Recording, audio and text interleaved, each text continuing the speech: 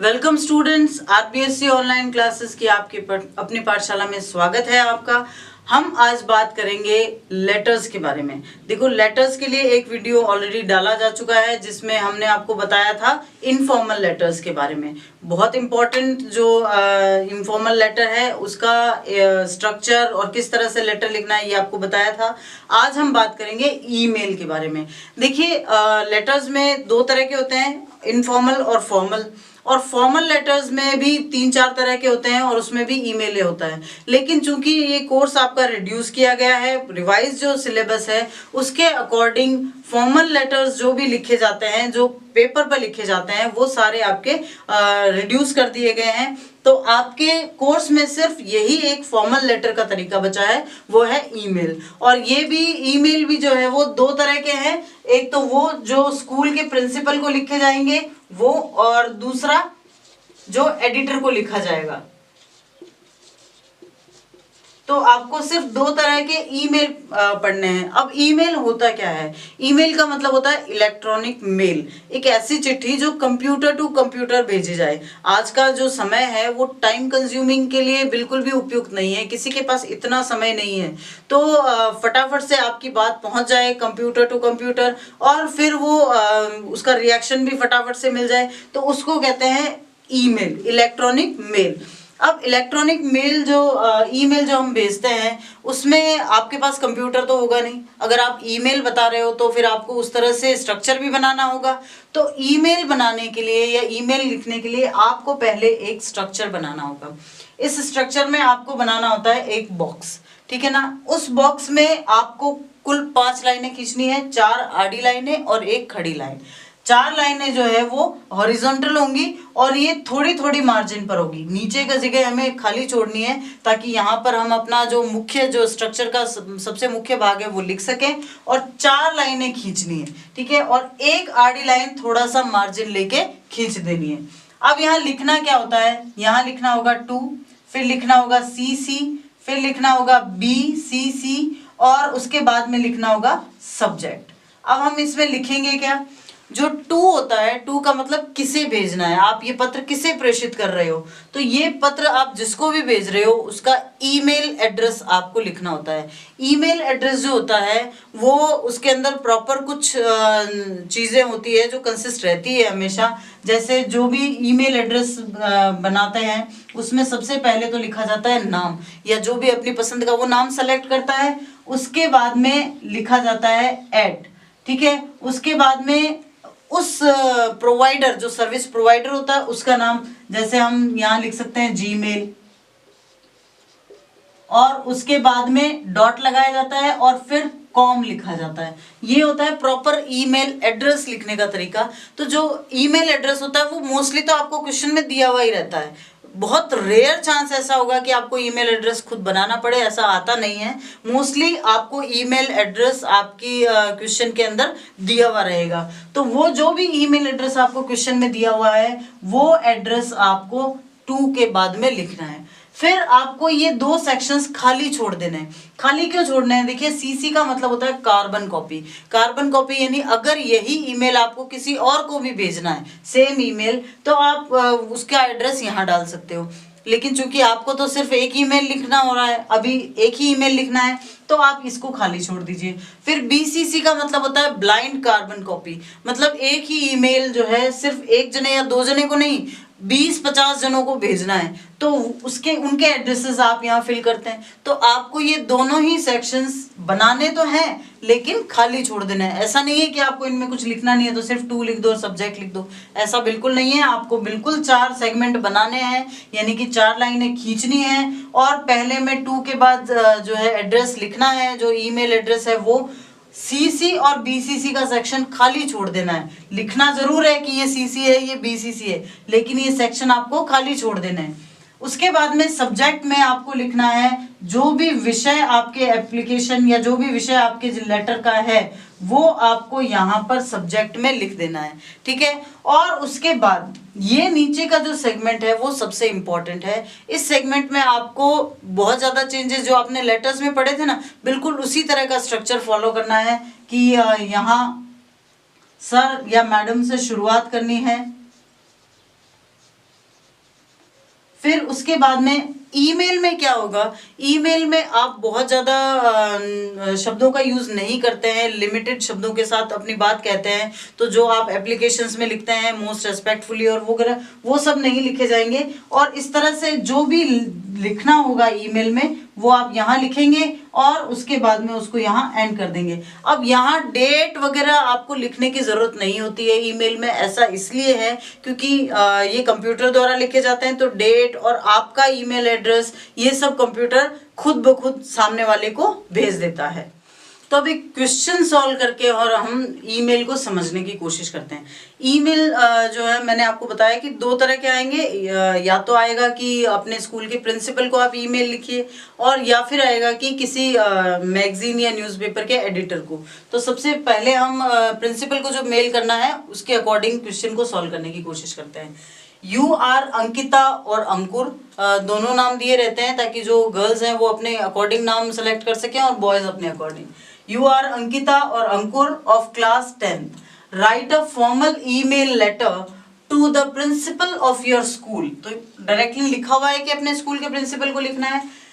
Eight, अब ये वो एड्रेस है जो मैंने आपको बताया था ना कि डॉट लगा होगा, @ लिखा होगा। तो ये एड्रेस है, ये दिया हुआ है कि यहाँ पर आपको ये ईमेल भेजना है। Requesting to arrange extra classes for English and mathematics as the syllabus is incomplete. ठीक है, ये क्वेश्चन है, सीधा सीधा लिखा हुआ है कि आपको रिक्वेस्ट करनी है कि एक्स्ट्रा क्लास अरेंज कीजिए इंग्लिश और मैथमेटिक्स के लिए। क्यों? क्योंकि सिलेबस अधूरा है। ठीक है, अब इसको लिखते हैं। सबसे पहले आप वही स्ट्रक्चर बनाएंगे जैसा मैंने आपको बताया था। एक बॉक्स बनाएंगे, एक बॉक्स में 4 जो है हॉरिजॉन्टल यानी कि आड़ी लाइनें खींचेंगे, थोड़े थोड़े मार्जिन के साथ। नीचे काफ़ी जगह रखनी है क्योंकि यहाँ आपको मेन स्ट्रक्चर लिखना है। फिर आप एक वर्टिकल लाइन खींचेंगे थोड़े से मार्जिन के साथ, यहाँ लिखेंगे 2, यहाँ लिखेंगे CC, यहाँ लिखेंगे BCC और यहाँ लिखेंगे सब्जेक्ट। तो ये तो है आपके ईमेल का जो परफॉर्मा जिसे कहते हैं वो है। अब यहाँ लिखना क्या है, देखिए मैंने आपको कहा था कि 2 में आप लिखेंगे ईमेल एड्रेस जो हमें दिया हुआ है, तो यही ईमेल एड्रेस हम यहाँ लिख देते हैं। एक बात ध्यान रखनी है, जब भी आप ईमेल एड्रेस लिखते हैं तो उस समय कोई भी कैपिटल लेटर यूज नहीं करना है। जो ABCD बड़ी ABCD आप लिखते हैं उस तरह का कोई भी लेटर यहाँ यूज नहीं करना है। सारे के सारे जो है शब्द अक्षर जो है छोटी ABCD यानी कि स्मॉल लेटर में लिखे जाएंगे। तो उसी के अकॉर्डिंग लिख देते हैं। प्रिंसिपल AVM JPR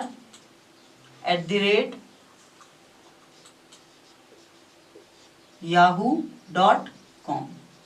सारे के सारे स्मॉल लेटर में है और ये पूरा का पूरा एड्रेस यहाँ आ गया। आपको मोस्टली दिया हुआ ही रहेगा आपके क्वेश्चन में इस तरह का एड्रेस। अगर नहीं भी दिया हुआ हो तो आप प्रिंसिपल @ और इस तरह से लिख सकते हो आराम से। ईमेल एड्रेस बनाना कोई बड़ी बात नहीं है, ठीक है ना, बहुत ज़्यादा उसमें कुछ लिखना नहीं होता। @ और .com का प्रयोग ज़रूर होता है। फिर मैंने जैसा आपको कहा था CC और BCC दोनों सेक्शन आपको खाली छोड़ने हैं, क्योंकि ना तो आप ये मेल किसी और को भेज रहे हो और ना ही इसकी खूब सारी कॉपीज किसी और को भेजी जा रही है, तो ये दोनों सेक्शन खाली छोड़े जाने हैं। उसके बाद हम लिखेंगे सब्जेक्ट। सब्जेक्ट लिखते समय कई सारे बच्चे जो है नॉर्मली जो सब्जेक्ट लिखते हैं उसमें एक गलती करते हैं। गलती क्या करते हैं, अगर सब्जेक्ट आप 2 से शुरू करते हो या फिर सब्जेक्ट 4 से शुरू करते हो, तो ये इस तरह से शुरू करना गलती नहीं है। गलती क्या है कि अगर आप 2 से सब्जेक्ट शुरू करते हो तो जो क्रिया है उसको सीधा सीधा फर्स्ट फॉर्म में लिखो, और अगर आप 4 से सब्जेक्ट शुरू कर रहे हो तो उस क्रिया के साथ ING लगाना जरूरी होता है। ये ग्रामेटिकल रूल है और सब्जेक्ट में ये ग्रामेटिकल जो है मिस्टेक काफी सारे बच्चे करते हैं। जैसे हम देखते हैं, अगर हम इसमें सब्जेक्ट लिखेंगे कि टू अरेंज एक्स्ट्रा क्लासेस। अब एक्स्ट्रा क्लास अरेंज करने के लिए इसमें तो प्रॉपरली दिया हुआ ही है। अगर आप कई बच्चे जब 4 से लिखते हैं ना तो भी यही लिख देते हैं फॉर अरेंज एक्स्ट्रा क्लासेस। 4 जब आप लिखेंगे कि एक्स्ट्रा क्लास अरेंज करने के लिए, तो आप लिखेंगे फॉर अरेंजिंग एक्स्ट्रा क्लासेस, ना कि सीधी अरेंज एक्स्ट्रा क्लासेस। ठीक है, ये आपको छोटी सी बात टिप यार ध्यान में रखनी है। तो यहाँ तो हमें दिया हुआ है तो हम यहाँ लिख देते हैं इसको to arrange extra classes.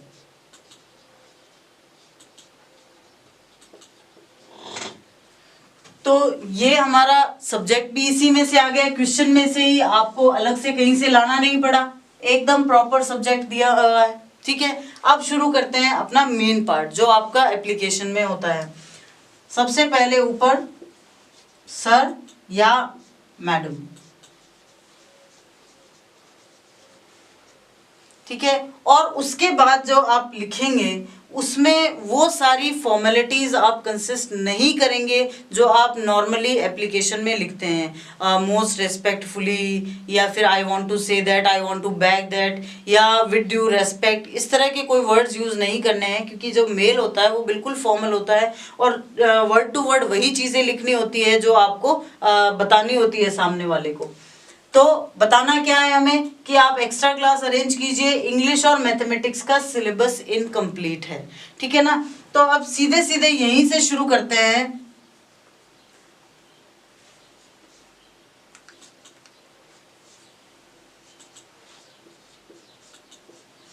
The syllabus of English and mathematics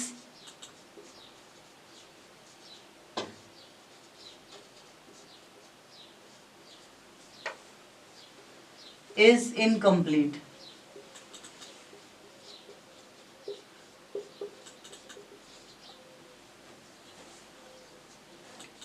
In class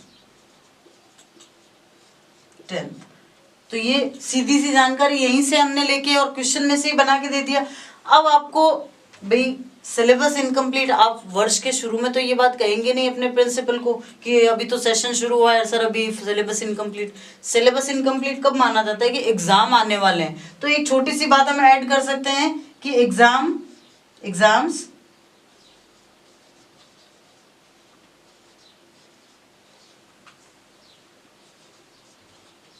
are about to come, exams आने ही वाले हैं, और ऐसी सिचुएशन में भी सिलेबस जो है इनकम्प्लीट पड़ा है, तो होगा क्या, इन दिस सिचुएशन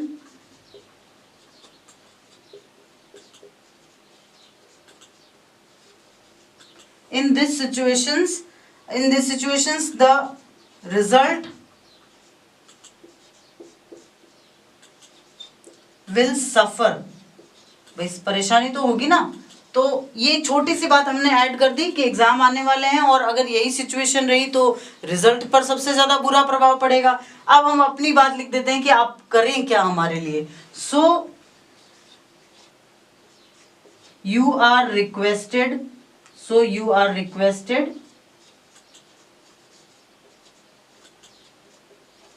किस बात की रिक्वेस्ट कर रहे हैं, to arrange extra classes.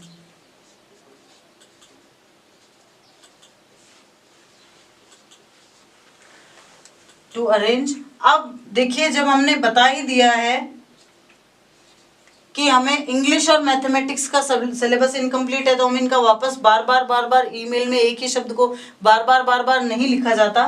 To arrange extra classes for these subjects.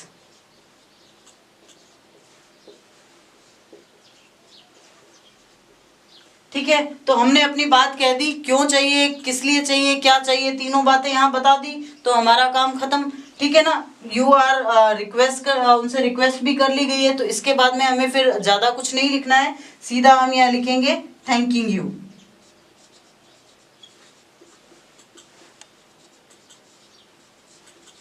Thanking you, और उसके बाद में योर्स ओबीडियंटली।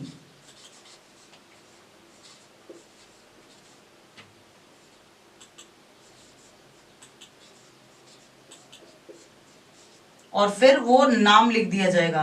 नाम अगर लड़की है तो अंकिता, नहीं तो अंकुर, यानी जो भी आप नाम लिखना चाहो वो नाम आप यहाँ ऐड कर सकते हो। ठीक ठीक है, तो ये एक प्रॉपर ईमेल लिखने का तरीका है। प्रिंसिपल को सबसे पहले एड्रेस जो कि क्वेश्चन में दिया हुआ है, फिर इसके बाद में सब्जेक्ट, ये भी प्रॉपर क्वेश्चन में दिया हुआ है, उसके बाद में सर मैडम, और इसका जो परफॉर्मा होगा वो भी आप क्वेश्चन से ही लेंगे। The syllabus of English and mathematics is incomplete, ये भी प्रॉपरली क्वेश्चन में दिया हुआ है। एक छोटी सी बात हमने ऐड की है कि exams are about to come, exam आने वाले हैं। In this situation the result will suffer, ऐसी सिचुएशन रहेगी तो फिर रिजल्ट पर तो प्रभाव पड़ेगा ही। तो अब ये भी बात इसमें लिखी हुई है कि so you are requested to arrange extra classes for these subjects. फिर थैंकिंग यू योर्स ओबीडियंटली, क्योंकि हमने प्रिंसिपल को लिखा है तो ओबीडियंटली लिखेंगे, और उसके बाद में नाम। और भी आपको कुछ भी चीज इसमें ऐड करनी नहीं है, ना डेट ऐड करनी है, ना स्कूल का नाम वाम, कुछ भी ऐड नहीं करना है इसमें। तो एक सिंपल सा तरीका है ईमेल लिखने का, और बेस्ट वे है अगर आप प्रॉपरली इस तरीके को फॉलो करते हो तो एक भी नंबर आपका काटा नहीं जाएगा, पूरे 5 नंबर आपको मिल जाएंगे।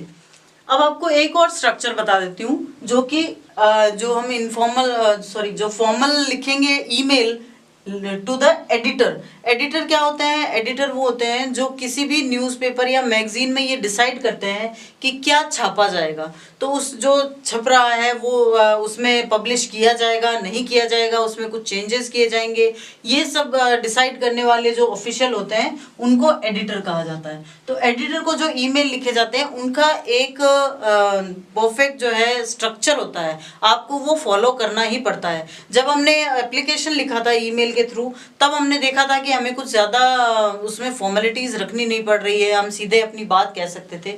लेकिन जब हम एडिटर को मेल करेंगे तो उसमें कुछ लाइनें लिखनी ज़रूरी होती है। और दूसरी बात ये भी है कि आप एप्लीकेशन तो बहुत टाइम से लिख रहे हो, काफ़ी सालों से, जब से आपने ग्रामर पढ़ना शुरू किया है तब से आप एप्लीकेशन पढ़ रहे हो, तो आप उसके फेमिलियर भी हो।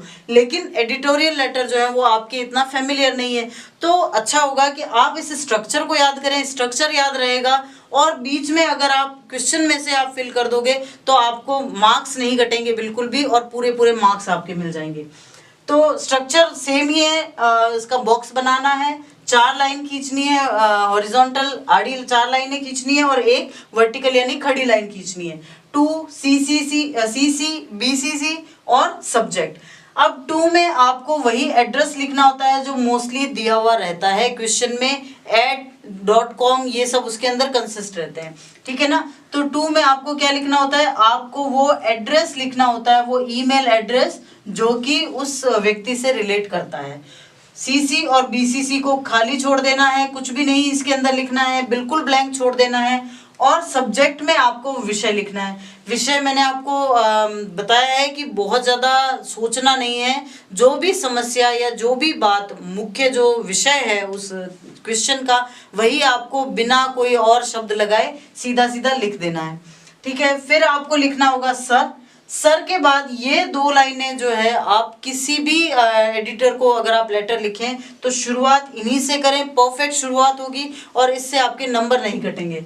Through the columns of your esteemed newspaper, I want to draw the attention of the related officials in the interest of the mass. About के बाद आपको फिर से विषय लिखना है। जो आपने यहाँ विषय लिखा है ना, उस विषय को सेम यहीं पर लिख देना है। मतलब आप किस बारे में बात कर रहे हैं ये आप यहाँ लिखेंगे, तो वही इस अबाउट के बाद लिखना है। तो through the columns of your esteemed newspaper, आपके इस प्रसिद्ध न्यूज़पेपर के माध्यम से, I want to draw the attention of the related officials, जो भी अधिकारी हैं मैं उनका ध्यान आकर्षित करना चाहूँगा या चाहूँगी, in the interest of the mass, लोगों की भलाई के लिए। अबाउट किस बारे में? तो जिस बारे में करना है, यानी जो विषय आपने यहाँ लिखा है उसको ही आप यहाँ लिखेंगे। और उसके बाद में क्वेश्चन में से ही एक लाइन, बहुत ज़्यादा आपको नहीं लिखना होता है, एक आधी लाइन आप क्वेश्चन में से ही बिल्कुल रिलेट करके लिख सकते हो। जैसा हमने प्रिंसिपल के समय रिलेट किया था ना,